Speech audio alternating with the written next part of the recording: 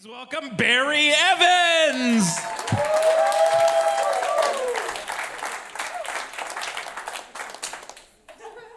Thank you. Just get used to the silence. There might be a lot of it coming up. The Democratic debate just happened earlier today. There's two of them, one tomorrow as well, because there's so many candidates. It's gonna be a good race, though. There's some young candidates, some old candidates, and then there's some old candidates. You know, Bernie and Biden, both nursing home age, upper 70s. I'm all for it. I like both of them, but I just think I really hope they pick good vice presidents. A little bit more important this round. I want to talk about growing up a little bit. I had a pretty strict father growing up, so I learned a lot through trial and fire. When I say trial and fire, I mean fire. But I want to give some tips to any kids who are in the audience who might have a strict father.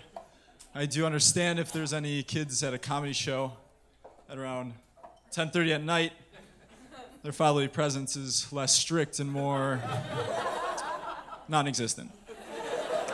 But I will continue nonetheless. I used to always think that my father would kill me if I did something wrong.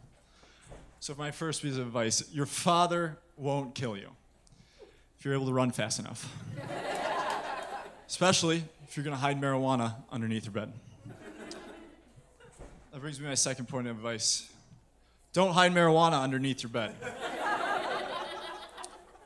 Now I know what you're thinking, you're saying, Barry, I do hide marijuana underneath my bed, but it's not a problem. My father hasn't picked up anything heavier than a remote control since Kanye was a Democrat. Well, I got something to tell you. Your father has something called dad strength. Dad strength is much different than mom strength. Mom strength is this crazy ability mothers possess to get their children out of danger. Dad strength is usually why the child is in danger. I'll give you an example. My mom could lift up a full-size F-150 off the ground if I was pinned underneath it. My dad could pick up a semi-truck and throw it at me when he learns that I bought an ice luge and threw a party at his house. Third piece of advice. Invest in the plastic liner when you buy an ice luge.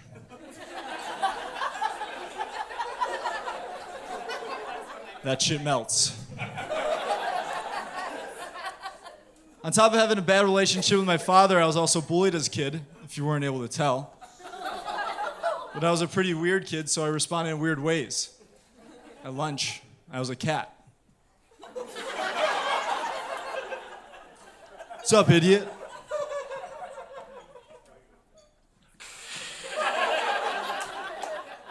It was even worse when they surrounded me. What you doing, dummy? You know what? I'm not gonna put up with this. I'm just glad cameras on phones weren't great back then. So I'd be forever the weird horse kid of Kenton Elementary School.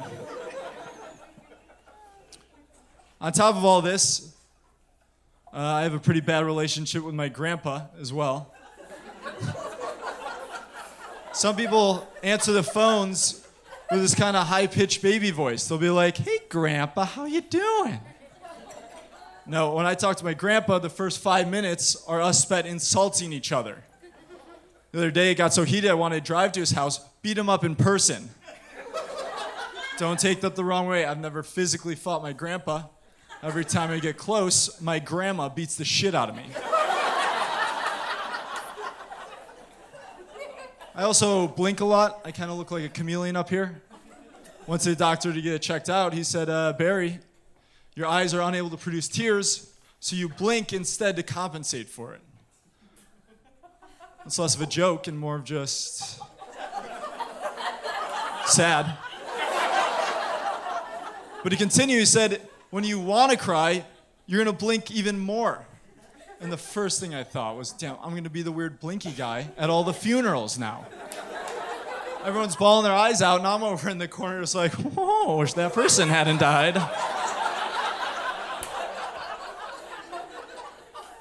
I do know my lack of tears won't be the reason I won't be crying at my grandpa's funeral.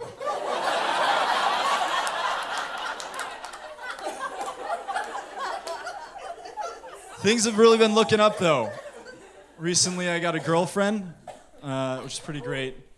She keeps calling me a pedophile, though, for some reason. What does she know? She's only 13 years old. I do a lot of driving in my day. I drove from Ohio here. Not for this show, but a little bit ago. I don't understand the whole thing about seatbelts. You know, if the risk of dying was so high if you didn't wear a seatbelt, then funeral homes should just pair up directly with public buses. I saw a sign the other day that said, "Click it or ticket." I'd like to see those cops stand behind what they say, go pull over the local TriMet, and give every single one of those passengers a ticket. If you can't do the crime, I'm sorry, if you can't do the time, don't do the crime. That's all the material I have for you guys tonight. But I think I have a little bit more time. Definitely won't be the first time I finish early. Thank you guys. Have a great night.